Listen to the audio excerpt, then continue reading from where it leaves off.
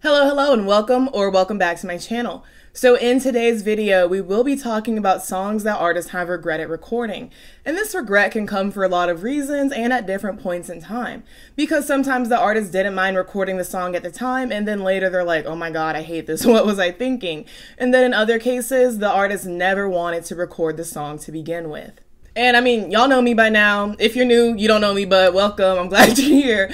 But if you do know me by now, you know that this will not just be a list of they regret this, they regret that, they regret this, but more so also giving you the background of maybe why the song came about in the first place and some context as to why they regret it. So let's go ahead and get into the video.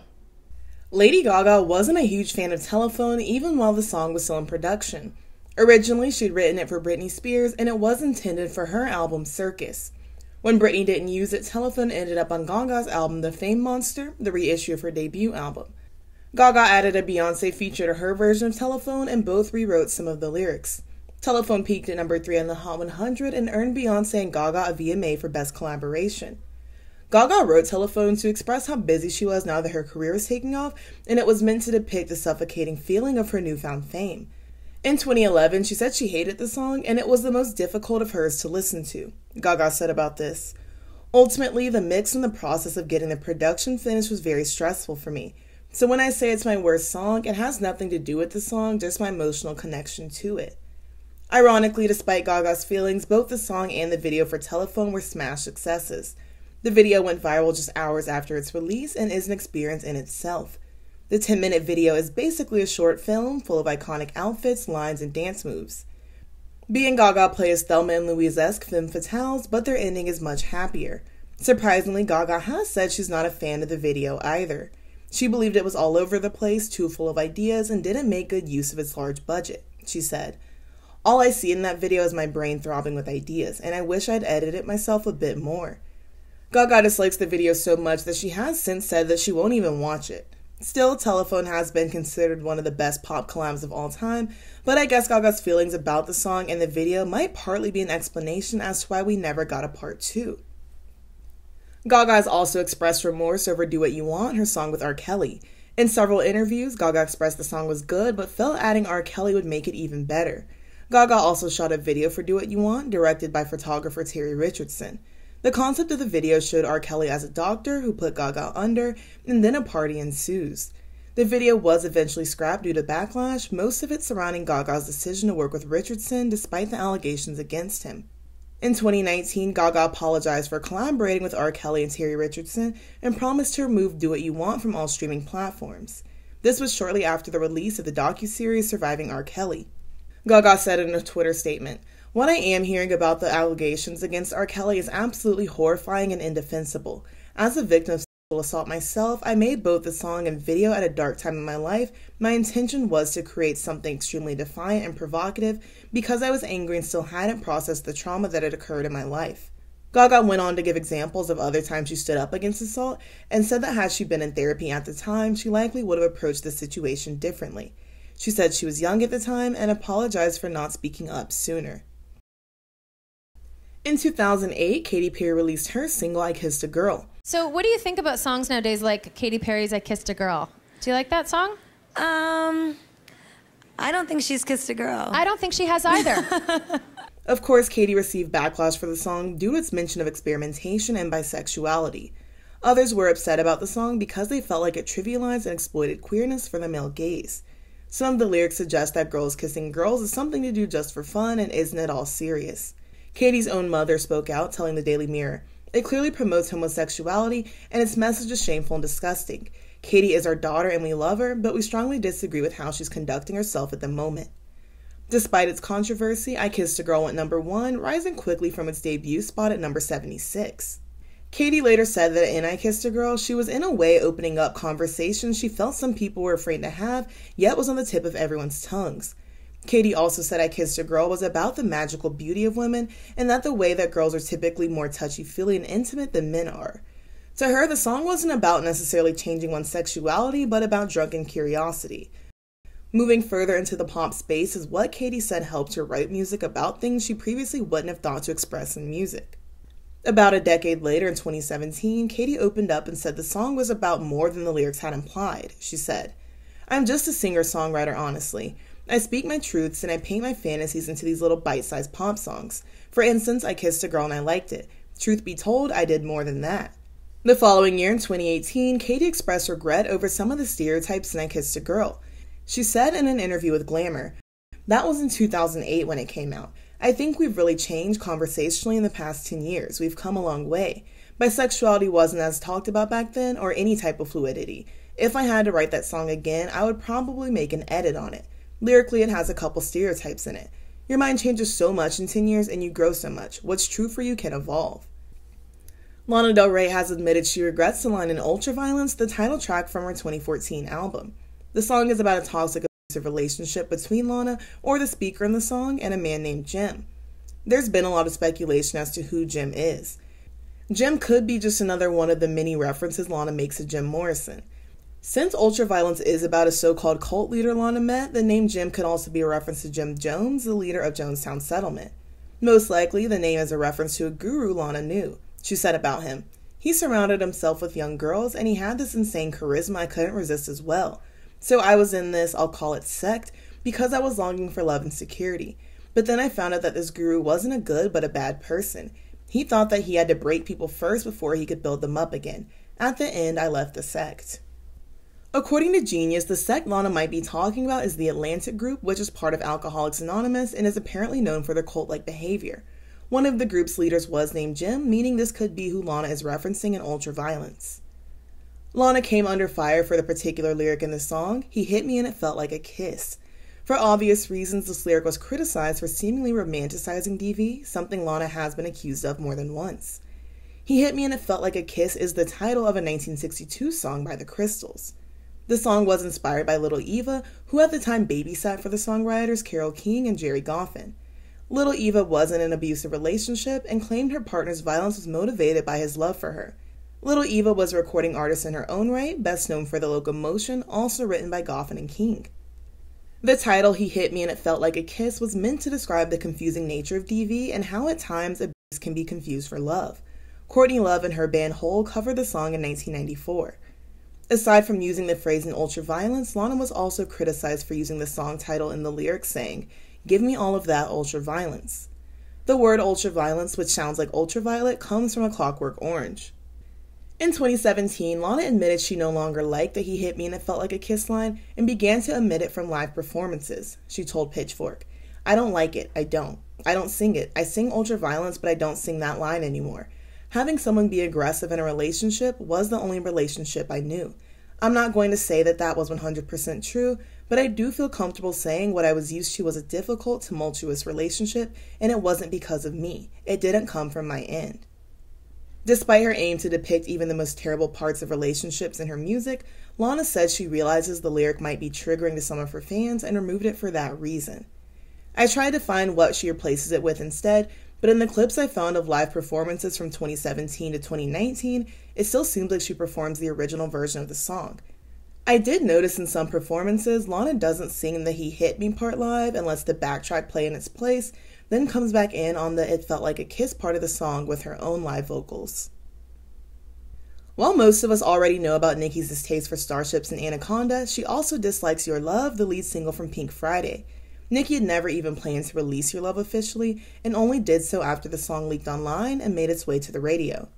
The leaked version was a demo Nicki recorded back in 2008, and the song was re-recorded and remastered for Pink Friday. It actually samples the Annie Lennox song No More I Love Yous. Nicki only decided to put out Your Love after demand from fans. She said about this, "I was not planning on putting the song out at all, but then I heard it one day, someone told me it was online. And I was like, no way in the world is that song out. I went and listened to it and was really upset. It wasn't mixed, it wasn't finished, it wasn't anything. I wasn't going to use it at all. But then the radio started playing it." Your Love marked Nicki's first solo entry on the Billboard charts, with the song peaking at number 14. When Nicki announced her dislike for Your Love back for the first time in 2020, this of course upset some of her fans who either just really liked the song or had a sentimental attachment to it since it was one of her earliest. Nicki has said despite not liking Your Love, she does like the video.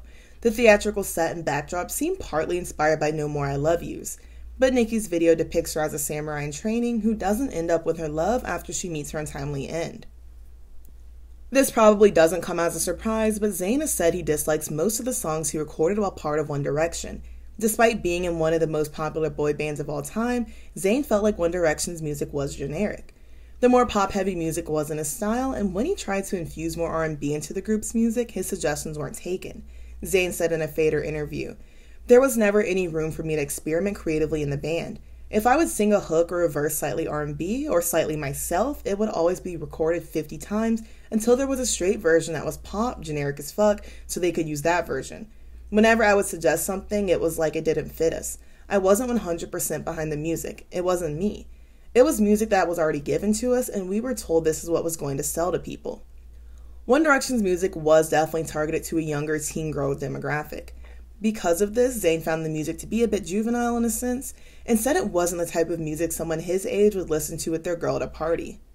It is important to remember Zayn didn't initially plan on being in a group, as all the members of One Direction auditioned for the X Factor individually and were later turned into a group to compete on the show. At that point, the choice had been to either join One Direction or be eliminated entirely.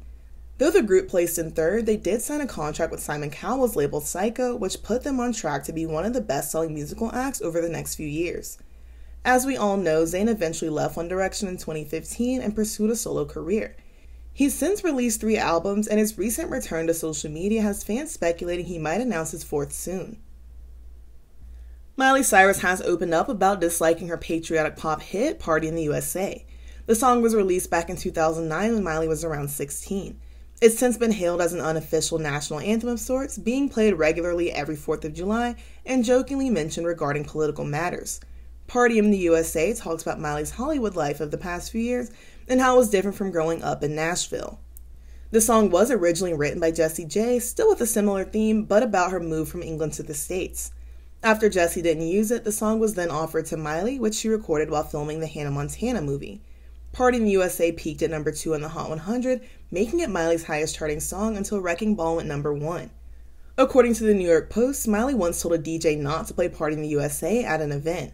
She did, however, request her song Can't Be Tamed. Back when they were married, Liam Hemsworth posted an Instagram story of himself singing Party in the USA. Yeah, it's a party in the USA. Yeah. Hey, Molly, hey, yeah. To which Miley responded, "I hate it, but for some reason the people love it." Miley has explained that she's grateful for the song's success, but doesn't feel like Party in the USA is representative of her as an artist. First, she recorded the song as a teenager nearly half her lifetime ago. Miley also said she doesn't like how her voice sounds and that she, probably referring to her personal identity, can't really be heard in the song. Though she dislikes Party in the USA, Miley is aware of its cultural impact. She said in an interview with Kimmel, "One thing that's become pretty amazing about Party in the USA is it's become a song that represents victory. It's played when teams win. When you write a song or create a song like Party in the USA, you never know what it's going to become or what it will represent 10 years later." Ironically, Miley also dislikes the video for Wrecking Ball. She announced this on the Zach Sang Show while playing a game of F, Marry, Kill with some of her songs. Miley said she would marry The Climb, F7 Things, and kill Wrecking Ball. She explained, saying, "That's something you can't take away. Swinging around naked on a wrecking ball lives forever. Once you do that, it's forever. I'm never living that down. I will always be the naked girl on the wrecking ball." Miley didn't really say anything about the song itself, which she does still perform. As is understandable considering it's an emotional song, Miley's often cried during performances of Wrecking Ball. And she said the song has never gotten any easier to perform, despite it being a decade old at this point. Kanye West has spoken up about his dislike for Gold Digger, arguably one of his most popular songs in his earlier days, and likely still. Kanye released Gold Digger back in 2005 as the second single from his album Late Registration. Gold Digger samples Ray Charles's I Got a Woman. Jamie Foxx, who actually played Ray Charles in his biopic, is featured on the song. A lot of people think Kanye made this song after the biopic, but he had been working on Gold Digger since 2003 and even performed an early version of the song with John Legend. Kanye hadn't intended to keep Gold Digger and actually made it for the rapper Shauna's debut album. When she didn't take the song, Kanye rewrote the chorus and wrote some verses for himself. Originally, the chorus was from a woman's perspective rather than a man's. Initially, it was, "I ain't saying I'm a gold digger, but I ain't messing with no broke niggas." Kanye workshopped and performed other versions of Gold Digger, eventually reworking the production to make it sound more hip-hop. Gold Digger originally had a different sample, but Kanye went with I Got a Woman and included Jamie on it after seeing the Ray biopic. Kanye admitted in a 2013 interview with Zayn that he never really liked Gold Digger, but he knew he had a hit on his hands and it would make him money to continue making more music. And Kanye was correct because the song earned him his first #1 single. It became the second longest #1 of 2005, just behind Mariah Carey's We Belong Together, which Gold Digger actually dethroned from the top spot. Camila Cabello has expressed disdain for OMG, one of her earlier solo singles. The song is heavily trap influenced and includes a feature from Quavo. OMG was meant to be the lead single from her 2018 self-titled album. Her label wanted OMG, but Camila herself wanted Havana. She suggested the label release OMG and Havana at the same time to see which single performed better. Camila said about this, "Everybody was like, it doesn't have enough production, it's not radio friendly enough, it feels too slow. It's a cool piece, but people won't get it. Only Latin people will get this." And I was just like, let's put it out and see what happens. Camila said even her own family felt that way. And I don't know about y'all, but to me, Havana sounds like a song that was intended to impact radio, so it's odd to hear that. But I guess hindsight is 2020. Even if Havana hadn't become a smash hit, making it a single was still probably for the better, because I'm sure Camila's audience is way more interested in pop than hip-hop, especially from her. As far as mixing pop and hip-hop, in my opinion, Havana and even My Oh My were stronger efforts, and seem more fitting not only for Camila, but for what her fans likely expected. They're pop, but also include hip-hop, which was par for the course at the time, then also reference Camila's roots. Both Havana and My Oh My have rap features, but still actually allow Camila to sing. Out of these 3 songs, OMG definitely has the least to offer, and dare I say, the song is kind of boring and repetitive. Maybe boring isn't fair, but to me the song lacks identity. Any of the pop or R&B girls at the time could have put out OMG, but they all couldn't have put out Havana, I don't think. When one of her fans mentioned OMG on Twitter, Camila tweeted, "I'm throwing up" in response. It doesn't seem like she's expanded more on her feelings about OMG outside of the tweet, but that makes it clear enough. And in the end, Havana was Camila's first solo #1, earned her a VMA, an AMA, a Teen Choice Award, and even a Grammy nomination. Former President Barack Obama also included Havana on his 2017 end-of-year playlist, though OMG didn't make the cut. While everyone knows how Ari feels about Put Your Hearts Up, she took fans by surprise when she admitted she finds Touch It boring. She announced this for the first time during a soundcheck on her Sweetener tour where she took questions from fans. Later, Ariana doubled down in response to a fan being in disbelief that she could like Borderline but find Touch It boring.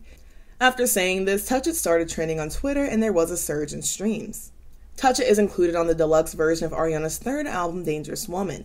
Though the Max Martin song has a very bombastic EDM synth chorus, the song is very repetitive and formulaic. It feels like the heavy production on the chorus that bleeds into the rest of the song does most of the heavy lifting. But if you listen instead to the lyrics and Ariana's vocals on Touch It, I do think you can see why she finds the song boring. The lyrics could have fit a more sultry, sexy type song, but the production is just so jarring that it can't get its point across. Touch It is not terrible, but it's not really a standout in Ariana's discography or even on Dangerous Woman. Charli XCX has spoken up about hating Break the Rules, the lead single from her sophomore album, Sucker. Charli never meant to keep Break the Rules, having written it at a writing camp with her producers Benny Blanco and Stargate. Charli wrote Break the Rules while she was sort of in a punk phase, she told BuzzFeed. The song is inspired by a lot of things I was listening to whilst in Sweden at the end of last year. I spent about a month making a punk record and covering songs by Swedish punk bands like Snuff by the Yakuza and stuff. This song was written when I came out of the other side of that punk phase and translated into something more pop. Obviously, it's about not giving a fuck. Later, Charli admitted she felt that she made a rash decision when it came to putting Break the Rules on Sucker, and her label made it the lead single, which she actually didn't want. Ironically, Charli had thought at the time of writing Break the Rules that whoever took the song was an idiot, and later admitted she'd screwed herself over by even writing the song at all. In 2020, Charli said Break the Rules was the one song she didn't really feel good while making. Break the Rules is a song about teenage reckless abandon, supported by the chorus, "I don't want to go to school, I just want to break the rules." Some critics praised Charli's petulant punk rock attitude in the song, while others felt that Break the Rules was uninspired and sort of cheesy. Charli herself rarely performs the song, and on the rare occasions that she does, she said it's never at her own shows. In an interview with Q, Charli said she planned to be more intentional with the songs she wrote and included on her next album, hoping to focus more on partying with that record. Of course, the album Charli was referring to was her ill-fated scrap 3rd album, nicknamed XCX World. Down in the comments, be sure to let me know what sort of regretted song just blows your mind. As in, I just can't believe that they regret making that song. Because for me, it's Telephone. Like, you know, I love Gaga. She was my first concert, so I've actually seen her perform Telephone live. And it's just that song. Maybe it's my favorite Gaga song. Maybe it's one of my favorite Gaga songs. Maybe it's one of my favorite Pomp songs, honestly. But down in the comments, like I said, be sure to let me know what regretted song is just mind-blowing to you. As always, thank you so very much for watching. Be sure to like, comment, and subscribe so that you can stick around for more. Also, make sure you follow me on Twitter if you want to keep up with me there. And if you would like to become a channel member, the link is in the video's description. Again, thank you so very much for watching. I love you so very much, and we'll see you so very soon. Bye-bye.